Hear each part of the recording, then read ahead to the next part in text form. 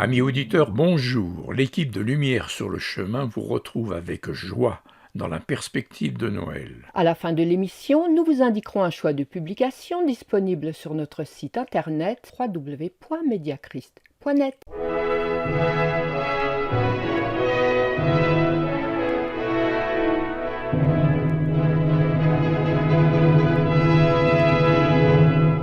Chers amis auditeurs, nous voici déjà arrivés dans le temps de l'Avent. Avant signifie « il vient ». Il, c'est Jésus.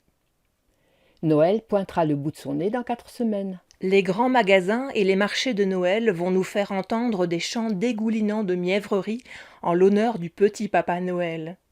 Mais vous savez bien que Noël, ce n'est pas que des cadeaux et des festins.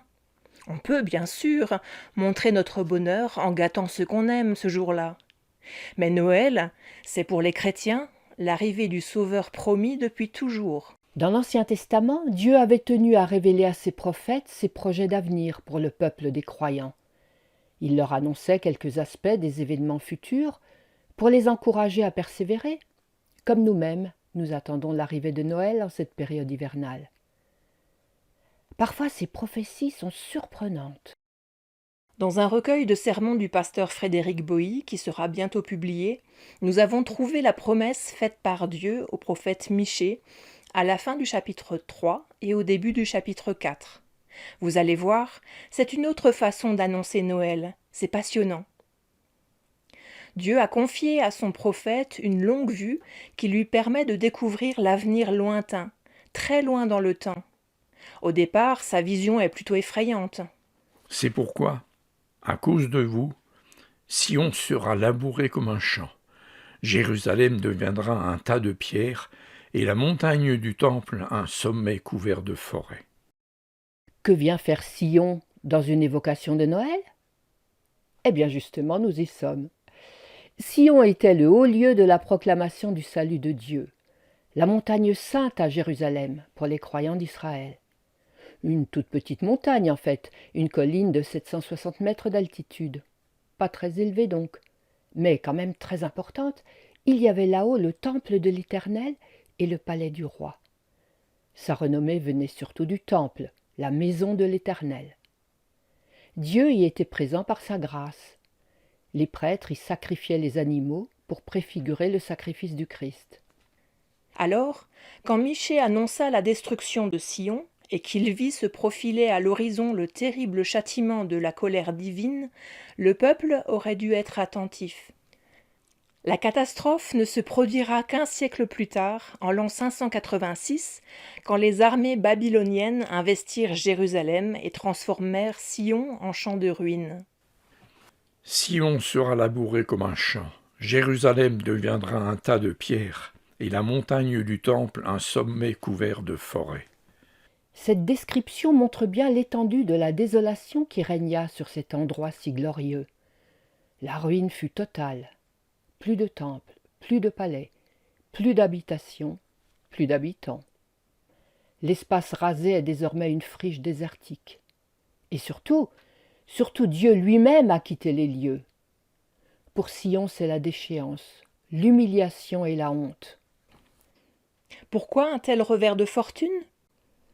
Les croyants étaient, hélas, de moins en moins nombreux. Le peuple, souvent révolté, avait voulu faire un bras de fer avec l'Éternel. Tous, avec les prêtres et les dirigeants, ils avaient complètement négligé d'honorer l'Éternel. Ils ne voulaient pas se repentir de leurs péchés. Rien à faire de l'Éternel. Alors, Dieu envoie le châtiment. Mais il ne veut pas la mort des pécheurs. Quand Dieu punit, c'est pour alerter le peuple. Il veut les secouer pour les sauver. Si vous dormez tranquillement pendant que votre maison brûle, vous mourrez à coup sûr. Mais si quelqu'un vient vous secouer, vous pouvez réagir et vous sauver. Voilà comment agit Dieu. La punition de Sion sera-t-elle définitive ? Sion n'aura plus jamais la gloire de la montagne sainte de Dieu ? Non.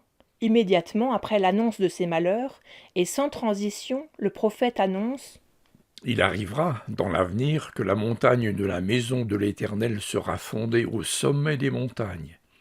Elle s'élèvera au-dessus des collines. » Ces paroles s'adressent au petit reste de croyants fidèles pour les consoler. Certes, le peuple a été infidèle, mais Dieu, lui, il reste fidèle. Il n'oublie pas ses promesses.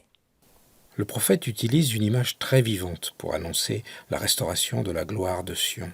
Dans la suite des temps, Sion, qui n'est finalement qu'une colline, va s'élever au point de dépasser non seulement les autres collines, mais aussi les montagnes environnantes, et même celles de la terre entière. Imaginez une compétition de montagnes. Chacune veut être plus haute l'une que l'autre. Au nord-est d'Israël, le plateau du Golan, et au nord, les monts de Galilée, culminent à environ 1200 mètres. Plus au nord encore, le mont Hermon atteint 2800 mètres. Plus loin, les Alpes et l'Himalaya. À côté de ces géants, la petite Sion fait piètre figure. Et pourtant, cette compétition, c'est Sion qui va la gagner. Dans le psaume 68, verset 16, David demandait « Montagne de Basan, pourquoi êtes-vous jalouse de la montagne de Sion que Dieu a choisie pour résidence ?» Eh bien maintenant, les montagnes de la terre entière auront vraiment sujet d'être jalouses de Sion. C'est elle qui sera la plus haute. Alors, il va y avoir une montagne de plus de 8000 mètres en plein centre d'Israël? Michée utilise une méthode imagée, audiovisuelle pourrait-on dire, pour sensibiliser ses auditeurs. Il s'agit là d'une altitude spirituelle, bien sûr. Sa hauteur exceptionnelle viendra de la gloire de Dieu, une gloire encore plus brillante qu'avant. Michée nous dit pourquoi. C'est de Sion que sortira l'enseignement, et de Jérusalem la parole de l'Éternel. Oui, Sion sera vraiment un endroit unique au monde. La merveilleuse nouvelle du salut de l'humanité viendra de là.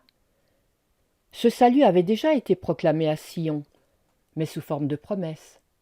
Cette promesse se réalise maintenant à Noël, avec la venue de Jésus, le Fils de Dieu, le Sauveur qui va mourir sur une croix pour expier les péchés du monde.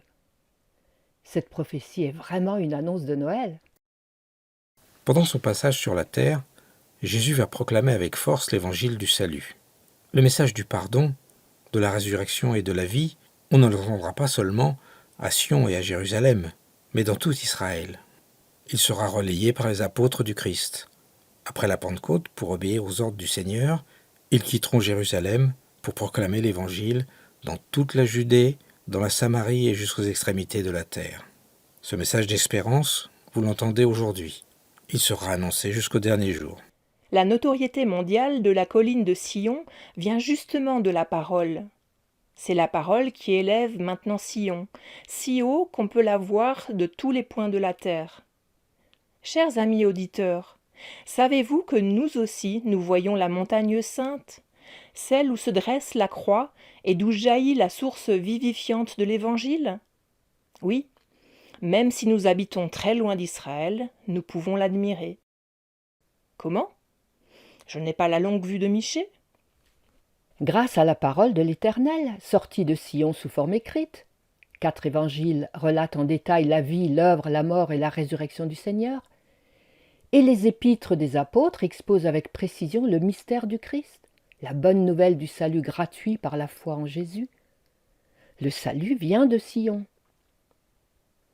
L'invasion des armées babyloniennes fut une catastrophe pour Sion, qui ne se transforma pas seulement en un champ de ruines et une friche couverte de buissons, mais aussi en désert humain.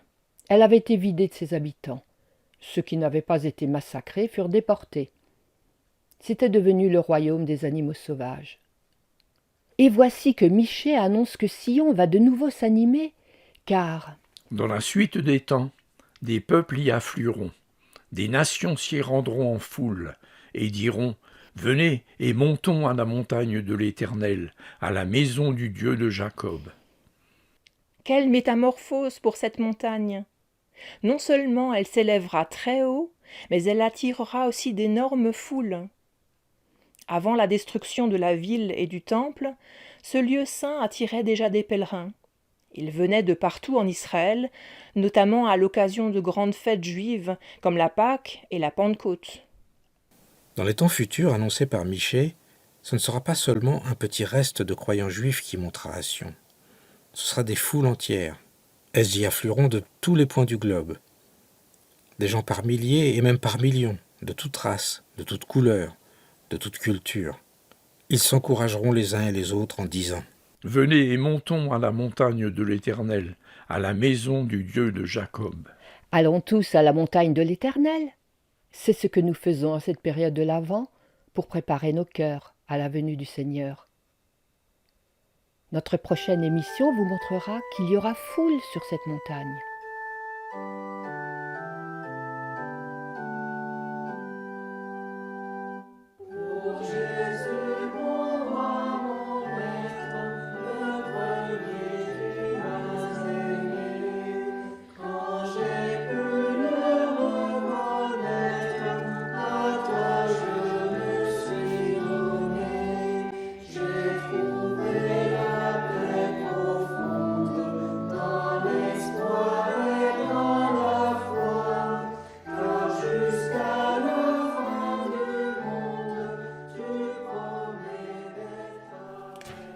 Dans quelques instants, la suite de notre programme.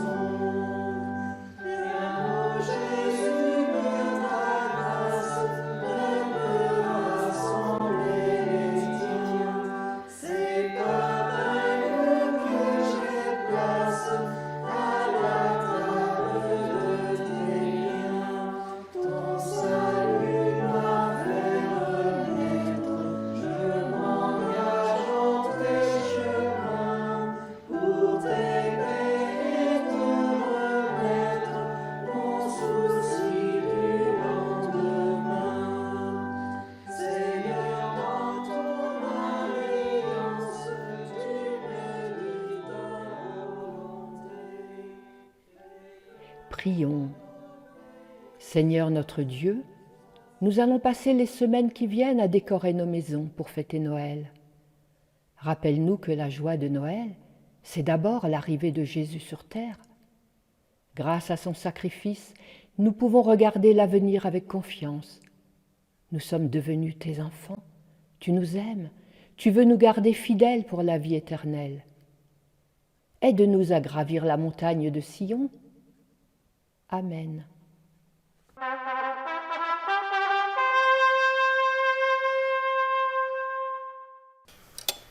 Ça y est, j'ai encore perdu ma montre. Je l'ai enlevée pour bricoler et je ne sais pas où je l'ai laissée. Je ne sais pas quelle heure il est et je dois chercher les enfants à l'école. De toute façon, le temps passe trop vite. Je n'arrive pas à tout faire et parfois j'ai même l'impression de me noyer dans un verre d'eau. Tu veux dire que tu as l'impression de faire trop de choses inutiles et de passer à côté de l'essentiel ? Si vous souhaitez trouver une aide chrétienne pour mettre de l'ordre dans vos priorités, nous vous conseillons la brochure intitulée « Il est grand temps ». Vous la trouverez sur notre site www.mediachrist.net.